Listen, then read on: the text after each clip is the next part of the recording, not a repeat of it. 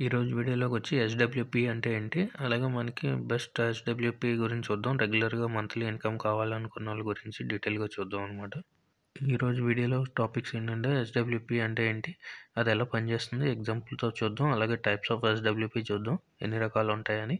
అలాగే best SWP mutual funds ఏంటి? ఇవన్నీ చూద్దాం. కన్క్లూజన్ చూద్దాం అనమాట.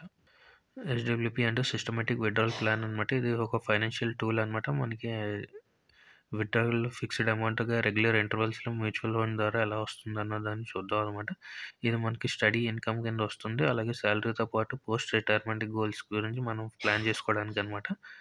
అలాగే ఫైనాన్షియల్ సెక్యూరిటీ ఉండడం వల్ల ఏంటంటే విత్‌డ్రాయల్స్ అయినప్పుడు మనకి క్యాపిటల్ గాను మేకింగ్ ఐడియల్ ఆప్షన్ కింద రిటైర్మెంట్స్‌కి ఫ్లోగా వస్తుంది. క్యాష్ ఫ్లో రిస్కింగ్ కూడా ఇన్వెస్ట్‌మెంట్ తగ్గుతూ ఉంటుందన్నమాట దీని ద్వారా. ఇది ఎలా వర్క్ చేస్తుందంటే మనకి investing and lump some amount ఏమన్నా వచ్చినప్పుడు రిటైర్ అయినప్పుడు గానీ, లేదంటే ఏమైనా ఫండ్స్ గానీ ఎక్కడి నుంచైనా వచ్చినప్పుడు గానీ, ఏమైనా ప్రాపర్టీ అమ్మినా, సెల్ చేసినా హ్యూజ్ అమౌంట్ వస్తూ ఉంటుంది కాబట్టి, ఆ హ్యూజ్ అమౌంట్ వచ్చినప్పుడు మనం ఎలా డైవర్సిఫైడ్‌గా ఇన్వెస్ట్ చేయాలన్న దాని గురించి మనం ఎస్‌డబ్ల్యూపీ అంటారనమాట. ఆ అమౌంట్‌ని ఫస్ట్ లంప్ సమ్ అమౌంట్ వచ్చిన తర్వాత మ్యూచువల్ ఫండ్‌లో ఇన్వెస్ట్ చేసి, దానికి ఎస్‌డబ్ల్యూపీ అని చెప్పి చెప్పాలనమాట. ఏ ఫండ్స్‌లో అయితే మనం ఇన్వెస్ట్ చేస్తున్నామో, నాకు క్వార్టర్లీ గానీ, మంత్లీ గానీ ఈ అమౌంట్ కావాల్సొస్తుందని జెప్పి మనం టార్గెట్ పెట్టి సెర్టైన్ పీరియడ్ వరకు మనకు కావాలని జెప్పి పెట్టుకోవాలనమాట గోల్స్. అలాగే విత్‌డ్రాయల్ పోర్షన్‌లో వచ్చి మ్యూచువల్ ఫండ్‌లో కొన్ని షేర్స్ అంటూ మనకి మంత్లీ ఆళ్ళు సేల్ చేసి దాని అమౌంట్‌ని మనకి అకౌంట్‌లో క్రెడిట్ చేస్తూ ఉంటారనమాట బ్యాంక్ అకౌంట్‌లో. అలాగే కంటిన్యూడ్ విత్‌డ్రాయల్ ప్రాసెస్ వచ్చి మనం పెట్టిన ఎన్ని ఇయర్స్ అయితే మనం పెడతామో అన్ని ఇయర్స్ వరకు అమౌంట్ షేర్స్‌ని అవి సెల్ చేసి వచ్చిన అమౌంట్‌ని మనకి అకౌంట్‌లో క్రెడిట్ అవుతూ ఉంటుందన్నమాట.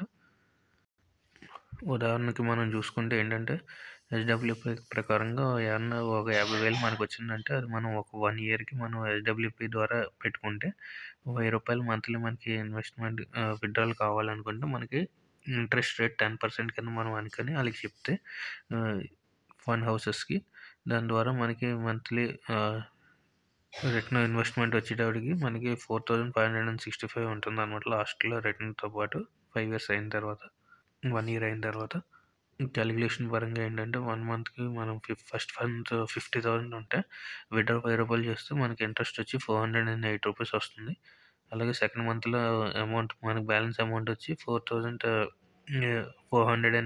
ఉంటే 49,408 ఉంటే విత్‌డ్రాయల్ అమౌంట్ రూ. 1000 విత్‌డ్రా చేస్తాం కాబట్టి ఇంట్రెస్ట్ మనకి రూ. 403 వస్తుంది. అలాగే లాస్ట్‌కి 12 మంత్స్ వచ్చేటప్పటికి మనకి బ్యాలెన్స్ వచ్చేసి రూ. 43,214 ఉంటుందన్నమాట. అన్ని విత్‌డ్రాయల్ తీసుకున్న తర్వాత సంవత్సరానికి. అంటే దీన్ని బట్టి మనకేంటంటే 12,000 మనం విత్‌డ్రా చేసుకున్న తర్వాత కూడా మనకి బ్యాలెన్స్ అమౌంట్ వచ్చి మనకి రూ. 43,214 మనకి రిటర్న్ వస్తూ ఉంటుందన్నమాట. టైప్స్ ఆఫ్ ఎస్‌డబ్ల్యూపీ అంటే 3 రకాలు ఉంటాయన్నమాట. అగ్రెసివ్ హైబ్రిడ్ ఫండ్ అని. ఇదొచ్చి మనకి హై రిటర్న్ ఉంటుంది. హై రిస్క్ కూడా ఉంటుంది. ఈక్విటీ ఇన్‌స్ట్రుమెంట్ల పరంగా చూసుకుంటే మనకి 65%, 80% మనకి ఇందులో ఇన్వెస్ట్ చేస్తారు ఈక్విటీలోని. తర్వాత డెబ్ట్‌లో వచ్చి 20-35% మనకి ఇన్వెస్ట్ చేస్తూ ఉంటుందన్నమాట. ఇందులో రిస్క్ ఎక్కువ ఉంటుంది. అలాగే balanced advantaged or dynamic asset allocation fund అంటే ఇందులో ఏంటంటే మోడరేట్ రిస్క్ ఉంటుంది. యావరేజ్ రిటర్న్ వస్తూ ఉంటుందన్నమాట. దీంట్లో ఏంటంటే ఇన్వెస్ట్‌మెంట్ వచ్చి మనకి ఈక్విటీలోని, డెట్‌లో గానీ లేదంటే పెడుతూ ఉంటుందన్నమాట. ఇందులో ఫండ్ మేనేజర్ మార్కెట్ కండిషన్స్ బట్టి ఇన్వెస్ట్ చేయడం వల్ల ఇందులో రిస్క్ కొంచెం తక్కువ ఉంటుంది. యావరేజ్ రిటర్న్ వస్తూ ఉంటుందన్నమాట. మూడోదొచ్చి కన్సర్వేటివ్ హైబ్రిడ్ ఫండ్ అనమాట. ఇందులో లో రిస్క్ ఉంటుంది. స్టేబుల్‌గా రిటర్న్ కూడా వస్తుందన్నమాట. ఇందులో ఇన్వెస్ట్‌మెంట్ వచ్చి ఈక్విటీ రిలేటెడ్ ఇన్‌స్ట్రుమెంట్‌లో మనకి 10-25% పెడతారు. మిగిలినదంతా బాండ్స్‌లోని ఈట్లిట్లో పెడుతూ ఉంటారనమాట. డెట్ రిలేటెడ్‌లో 75-90% వరకు ఇందులో ఇన్వెస్ట్ చేస్తూ ఉంటారు. అలాగే బెస్ట్ ఎస్‌డబ్ల్యూపీ మ్యూచువల్ ఫండ్స్ కింద చూసుకుంటే నెంబర్ 1 వచ్చి జేఎం అగ్రెసివ్ హైబ్రిడ్ ఫండ్ అనమాట. డైరెక్ట్ గ్రోత్ అంటారు. ఇది ఫండ్ వచ్చి 642 క్రోర్స్ అనమాట. ఎన్ఏవి చూసుకుంటే రూ. 140 ఉంది. ఎక్స్‌పెన్స్ రేషియో చూసుకుంటే 0.66% అనమాట. ఎగ్జిట్ లోడ్ చూసుకుంటే మనకు 1% అనమాట. మనకి 60 డేస్‌లో విత్‌డ్రా చేస్తే 1% ఛార్జెస్ ఉంటుంది. అలాగే ఎస్ఐపిలో రూ. 100 పర్ మంత్ పెట్టుకోవచ్చు అనమాట. లంసంలో అయితే రూ. 1000 మినిమం పెట్టాలి. పాస్ట్ పర్ఫార్మెన్స్ చూసుకుంటే 1 ఇయర్లో 30% రిటర్న్ ఇచ్చింది, 3 ఇయర్స్లో 24% వచ్చింది, 5 ఇయర్స్లో 25% రిటర్న్, అలాగే 10 ఇయర్స్లో 14% రిటర్న్ ఇచ్చింది. ఓవరాల్గా 15% రిటర్న్ అయితే మినిమం ఇచ్చింది అనమాట ఈ ఫండ్. అలాగే అసెట్ అలొకేషన్ చూసుకుంటే మనకి డెట్లో 19% పెడితే క్యాష్లో 5.8% పెడతారు. అలాగే లార్జ్ ఈక్విటీలో వచ్చి మనకి 74.9% పెడతారు. అందులో ఈక్విటీలోనే మనకి చూసుకుంటే లార్జ్ క్యాప్లో 36% పెడతారు. అలాగే మిడ్ క్యాప్లో 7.4%, స్మాల్ క్యాప్లో 30% పెట్టడం వల్ల ఇందులో కొంచెం రిస్క్ ఎక్కువ ఉంటుందన్నమాట. అడ్వాన్స్ రేషియో ఆల్ఫా చూసుకుంటే 12 ఉంది, బీటా చూసుకుంటే 0.72 ఉందన్నమాట, పిఈ చూసుకుంటే 31% ఉందన్నమాట. సెకండ్ ఫండ్ వచ్చి ICICI Prudential equity and debt fund అనమాట, డైరెక్ట్ గ్రోత్. ఇది ఫండ్ వచ్చి 41,395 crores మేనేజ్ చేస్తూ ఉంటారు. ఎన్ఏవి చూసుకుంటే 402 ఉంది, ఎక్స్పెన్స్ రేషియో చూసుకుంటే 0.98 ఉందన్నమాట. ఎగ్జిట్ లోడ్ వచ్చి 1% అనమాట. 1 ఇయర్లో కానీ మనం విత్డ్రా చేసుకుంటే 30% ఛార్జ్ చేస్తూ ఉంటుంది. ఎస్ఐపి పరంగా చూసుకుంటే రూ. 100 పర్ మంత్ ఉంటుంది. లంసంలో చూసుకుంటే రూ. 1000 పర్ షేర్ లంసంలో ఇన్వెస్ట్ చేయొచ్చు అనమాట.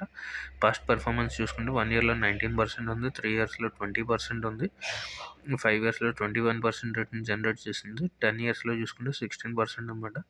ఓవరాల్గా 17% రిటర్న్ పర్ఫార్మ్ జనరేట్ చేసింది. అసెట్ అలొకేషన్ చూసుకుంటే డెట్లో 23% పెడతారు, అలాగే క్యాష్లో 3.9%, ఈక్విటీలో చూసుకుంటే 71% ఉంటుంది అనమాట. ఈక్విటీలోనే మళ్ళీ లార్జ్ క్యాప్లో 63% పెడతారు, మిడ్ క్యాప్లో 3%, స్మాల్ క్యాప్లో 4.34% ఇన్వెస్ట్ చేస్తూ ఉంటుంది అనమాట ఈ కంపెనీ. అడ్వాన్స్ రేషియో చూసుకుంటే ఆల్ఫా చూసుకుంటే 8.39 ఉంది, బీటా చూసుకుంటే 3.73, అలాగే పిఈ రేషియో చూసుకుంటే 23 ఉందన్నమాట. నెక్స్ట్ థర్డ్ ఫండ్ వచ్చి HDFC balance advance fund direct growth అనమాట. ఇది ఫండ్ వాల్యూ వచ్చి 96,535 crores అనమాట. ఎన్ఏవి చూసుకుంటే 538, ఎక్స్పెన్స్ రేషియో చూసుకుంటే 0.75%, ఎగ్జిట్ లోడ్ వచ్చి 1% అనమాట.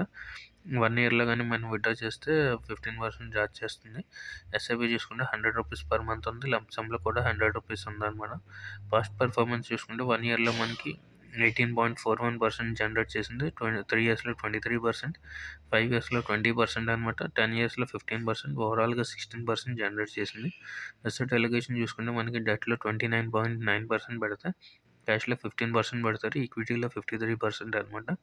సో దీంట్లో మనకి యావరేజ్గా వస్తుంది అనమాట మనకి రిటర్న్, ఎందుకంటే డెట్ ఈక్విటీలో తక్కువ ఉంటుంది, డెట్లో ఎక్కువ ఉంటుంది కాబట్టి. లార్జ్ క్యాప్లో చూసుకుంటే 43% ఉంటుంది, మిడ్ క్యాప్లో 47%, స్మాల్ క్యాప్లో 10% పెడతారు. ఆల్ఫా చూసుకుంటే 11.6 ఉంది, బీటా చూసుకుంటే 0.68 ఉంది, పిఈ పరంగా చూసుకుంటే 19 ఉంది అనమాట. అలాగే బెస్ట్ ఎస్డబ్ల్యూపీ మ్యూచువల్ ఫండ్స్లో మనకి లాస్ట్ వచ్చి కోటక్ డెబ్ట్ హైబ్రిడ్ ఫండ్ అనమాట, డైరెక్ట్ గ్రోత్. ఇందులో ఎన్ఏవి 65 ఉంది, ఎక్స్పెన్స్ రేషియో చూసుకుంటే 0.45, ఎగ్జిట్ లోడ్ చూసుకుంటే 1% అనమాట. మనం 6 months లోపల కానీ విత్డ్రా చేస్తే 8% ఛార్జ్ చేస్తారు. ఎస్ఐపి పరంగా రూ. 100 పర్ మంత్, లంసంలో కూడా రూ. 100 పర్ మంత్ అనమాట. పాస్ట్ పర్ఫార్మెన్స్లో 1 ఇయర్లో 13%, 3 ఇయర్స్లో 11%, 5 ఇయర్స్లో 12% అనమాట, 10 ఇయర్స్లో 10%, ఆల్మోస్ట్ 11% వరకు 10 ఇయర్స్లో. ఓవరాల్గా 11% రిటర్న్ జనరేట్ చేసింది. డెట్లో 73% పెడతారు, క్యాష్లో 2.4%, ఈక్విటీలో 24% పెట్టడం వల్ల ఏంటంటే ఇది లో రిస్క్లో ఉంటుందన్నమాట మనకి. అలాగే బెస్ట్ రిటర్న్స్ కూడా జనరేట్ చేయడం వల్ల ఆల్ఫా చూసుకుంటే 2.84 అనమాట, బీటా చూసుకుంటే 0.69 ఉంది, పిఈ చూసుకుంటే 21.30 అనమాట. ముందుగా మనం ఇందులో ఇన్వెస్ట్ చేయాలనుకుంటే హెచ్డబ్ల్యూపీలో ముందుగా మనం చూసుకోవాల్సిన ఇంపార్టెంట్ పాయింట్స్ ఏంటంటే ఆ ఫండ్స్ ఎలా పెర్ఫామ్ చేస్తున్నాయి, బెటర్గా పెర్ఫామ్ చేస్తున్నాయా లేదా అని చూసుకోవాలి. అలాగే దాంతోపాటు ఆల్ఫా, బీటా, గామా చూసుకోవాలి పాస్ట్ పెర్ఫార్మెన్స్తో పాటు. అలాగే ఎక్స్పెన్స్ రేషియో అన్నది కూడా చాలా ఇంపార్టెంట్ అనమాట, ఎందుకంటే ఎక్స్పెన్స్ రేషియో అన్నది ఎక్కువ ఉంటే మళ్ళీ కంపెనీస్ ఎక్కువ ఛార్జ్ చేస్తారు కాబట్టి దాన్ని బట్టి మనం పెర్ఫార్మెన్స్ కూడా ఎక్స్పెన్స్ రేషియో చూసుకుంటూ ఉండాలి. అలాగే రిడమ్షన్ వచ్చి మన ఎక్కువ అమౌంట్ పెట్టిన వెంటనే రిడక్షన్ కాకుండా అగ్రెసివ్లో అయితే ఇయర్లో మనం 8% ఇన్వెస్ట్మెంట్ అమౌంట్ని విత్డ్రా చేసుకునేటట్టుగా చూసుకోవాలి. అలాగే బ్యాలెన్స్లో పెడితే 7%లో మనం విత్డ్రా చేసుకునేటట్టుగా చూడాలి ఇయర్లో. అలాగే కాన్సన్ట్రేటివ్ హైబ్రిడ్లో వచ్చి మనకి 5 to 6% ఇయర్లో విత్డ్రా చేసుకునేటట్టుగా చూసుకుంటూ ఉండాలన్నమాట. అలాగే మార్కెట్ కండిషన్స్ని బట్టి మనం విత్డ్రా చేసుకుంటూ ఉంటే మనకి బెస్ట్ అనమాట. Thank you for watching.